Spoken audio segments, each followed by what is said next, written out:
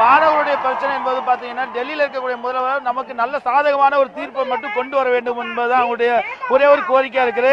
இல்லை என்றால் அவர் எப்ப வேணாலும் அந்த கோரிக்கையோடு வெளியே வரட்டும். இல்லைனால் கட்டாயமாக பிரதமர் அவர்களுடன் நிச்சயமாக பேசி ஒரு புதிய சட்டத்தை கொண்டு வர வேண்டும் என்பதற்காக பேசிக் கொண்டிருக்கிறார்கள். இந்த நிலையில் குழந்தைகளோடு வந்தவர்களும் சில பெண்மணிகளும் இருக்காங்க.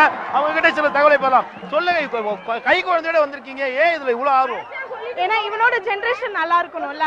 ஒரு பாலால பல குழந்தைங்களுடைய உயிர் போயிடக்கூடாது. அதனால நம்மளுடைய நாட்டோடைய மாடு முக்கியமா நம்ம நாட்டுக்கு முக்கியமானது. அதனால கண்டிப்பா இந்த நம்ம தமிழுக்காக ஒரு நிமிஷமாவது நம்ம குழந்தைய கூட்டிட்டு வந்தாதான் இந்த குழந்தைக்கு தமிழ்னா என்னன்றது தெரியும்ன்றதுக்காக நான் இங்க வந்திருக்கேன். முதல்வர் பேச்சுவார்த்தை நடத்துறதுக்காக போயிருக்காங்க. டெல்லியில உட்காந்து சட்ட ஆலோசனை செஞ்சுட்டு இருக்காங்க. அப்படின்றப்போ நீங்க கொஞ்சம் கைவிட்டுட்டு அதுக்கப்புறம் கூட போராட்டம் நடத்தலாம் இல்லையா? நடத்தலாம். ஆனா இப்போதைக்கு எங்களுக்கு கண்டிப்பா ஜல்லிக்கட்டு நாங்க வந்தே ஆகணுங்க. கண்டிப்பா வேணும் அது. ஏன்னா தமிழுக்கு அடையாளம்ன்றது அது ஒண்ணுதான். இப்ப நம்ம ஸ்கூலுக்கு போறோம், யூனிஃபார்ம் போட்டிருக்காங்க, பினஃபார்ம் போட்டு போறாங்க. அப்படி பண்ணாதான் அது ஒரு அடையாளம். பையன் ஸ்கூலுக்கு போறாங்க அப்படின்னு. காலேஜுக்கு போனா ஒரு நோட் எடுத்துட்டு போனா காலேஜுக்கான அடையாளம். தமிழுக்கு என்னங்க அடையாளம்? இது ஒண்ணுதான் அடையாளம். ஜல்லிக்கட்டு தான் அடையாளம். தமிழனுக்கு ஜல்லிக்கட்டு மட்டும்தான் அடையாளம். அதனால நிச்சயமா எங்களுக்கு ஜல்லிக்கட்டு வரணும். நிச்சயமாக இன்னும் சில மாணவர்கள் இருக்காங்க, அவங்கள்ட்ட கேட்கலாமா? அம்மா ஒரு நிமிஷம். இப்போ முதல்வர் டெல்லியில பேச்சுவார்த்தை நடத்திட்டு இருக்காரு, சட்ட ஆலோசனை செஞ்சுட்டு இருக்காங்க. அப்படின்றப்போ இதுக்கு இப்போ போராட்டம் கைவிடுறதுக்கான வாய்ப்பு இருக்கா, இல்ல நம்பிக்கை உங்களுக்கு இருக்கா? முதல்ல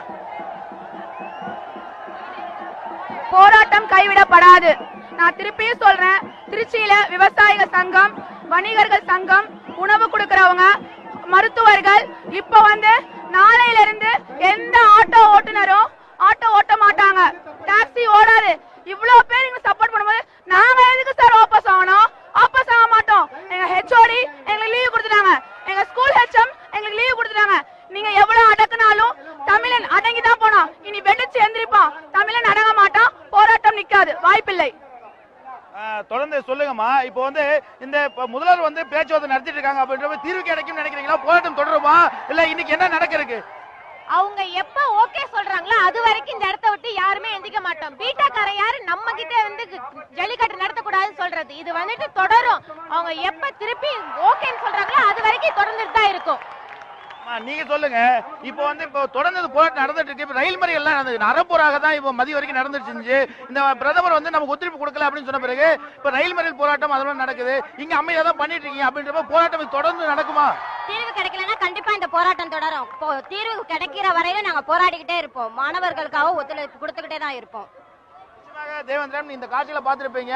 பிரதமர் மோடி அவர்கள் உடனடியாக புதிய சட்டத்தை கொண்டு வர வேண்டும். அது மட்டும் இல்லாமல் தமிழகத்தினுடைய முதல்வர் அவர்களும் இதற்காக நிச்சயமாக புதிய தீர்மானங்களை கொண்டு அதன் பிறகு நிச்சயமாக ஜல்லிக்கட்டை நடத்த வழிவகை செய்ய வேண்டும். தமிழுடைய பாரம்பரியத்தை காப்பாற்ற வரை எங்களுடைய போராட்டம் ஓயாது என்று தெரிவித்திருக்காங்க தேவேந்திரன்.